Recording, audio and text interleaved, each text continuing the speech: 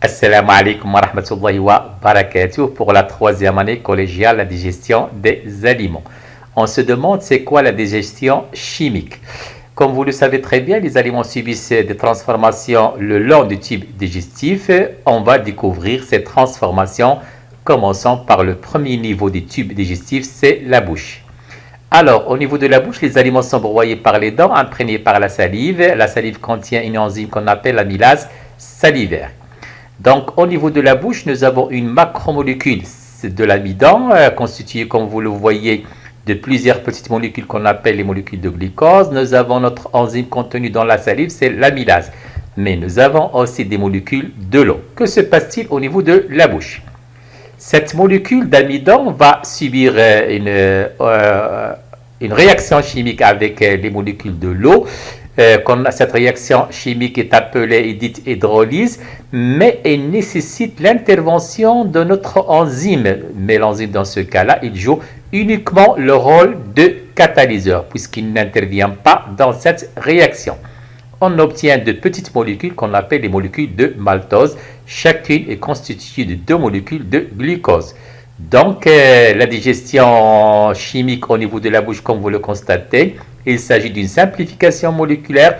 On passe d'une macromolécule d'amidon à de petites molécules de maltose. L'enzyme qui intervient dans ce cas-là, c'est l'amylase salivaire contenue dans la salive, comme nous l'avons déjà dit. Passons maintenant au deuxième niveau, c'est-à-dire au niveau de l'estomac. À ce niveau-là, les aliments sont mélangés avec ce qu'on appelle le suc gastrique. Il s'agit d'un suc digestif sécrété par des glandes gastriques. Ils sont microscopiques. On les retrouve au niveau de la paroi de l'estomac. Ce suc gastrique, il renferme une enzyme qu'on appelle la pepsine. À noter que la pepsine n'est active que dans un milieu acide et l'estomac est un milieu acide puisqu'on retrouve parmi les constituants du suc gastrique l'acide chlorhydrique HCl. Alors, quel est l'aliment qui va subir une réaction au niveau de l'estomac? Il s'agit des protides. Notre macromolécule de protides constitue de plusieurs petites molécules d'acides aminés. Nous avons notre enzyme, la pepsine, c'est une protéase, et nous avons nos molécules de l'eau. Donc, toujours, il s'agit d'une hydrolyse, réaction avec les molécules de l'eau, mais ils font intervenir, bien sûr, comme vous le constatez, notre enzyme, la pepsine. On continue. Toujours notre enzyme, il joue uniquement le rôle de catalyseur. On obtient de plus petites molécules qu'on appelle les polypeptides. Donc, au niveau de l'estomac, ce sont les protides uniquement qui subissent une simplification moléculaire. On passe de macromolécules de protides à de plus petites molécules qu'on appelle les polypeptides. L'enzyme qui intervient dans ce cas-là, c'est la pepsine. Je l'ai déjà dit, la pepsine n'est active que dans un milieu acide et l'estomac est un milieu acide. Passons maintenant au troisième niveau, c'est-à-dire au niveau de l'intestin grêle. À ce niveau-là, comme vous le constatez avec moi, les aliments sont mélangés par plusieurs sucs. Il y a le suc pancréatique sécrété par des cellules pancréatiques. Nous avons aussi le suc intestinal sécrété par des glandes intestinales microscopiques qu'on retrouve au niveau de la paroi de l'intestin, mais ils sont aussi mélangés par la bile produite par des cellules du foie.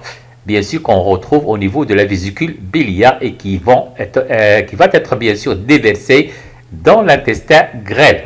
À noter que le suc pancréatique, le suc intestinal, ce sont des sucs digestifs puisqu'ils renferment plusieurs enzymes, alors que la bile n'est pas un suc digestif et ne renferme pas d'enzymes. On va découvrir bien sûr le rôle de la bile. Alors, pour le cas de nos molécules de maltose, dans ce cas-là, l'enzyme bien sûr qui va intervenir, c'est le maltase, nos molécules de l'eau toujours.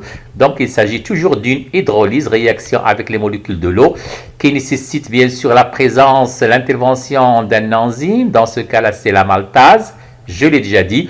Donc, on obtient de petites molécules de glucose.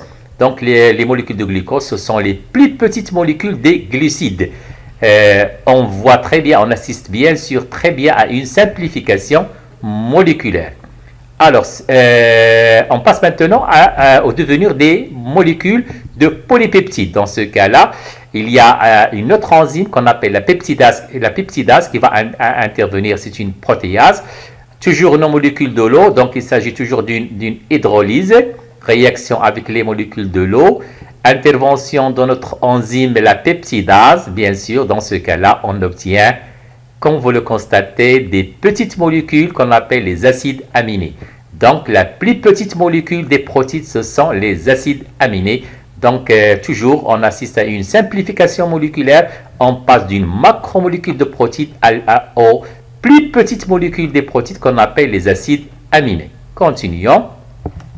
Bien sûr, on passe maintenant, on va voir ce qui se passe pour le cas des lipides. Donc, nous avons une goutte de lipide, une goutte d'huile. On va découvrir l'action de la bile, puisque j'ai déjà dit que la bile, ce n'est pas un sucre digestif. Il ne contient pas d'enzyme, mais elle a un rôle important. Alors, donc, notre bile va provoquer, va faire bien sûr émulsionner notre goutte de lipide. On obtient plusieurs petites gouttelettes de lipides. Ceci va faciliter l'intervention de notre enzyme, c'est la lipase. Donc la lipase, c'est l'enzyme qui va intervenir dans la digestion chimique des lipides.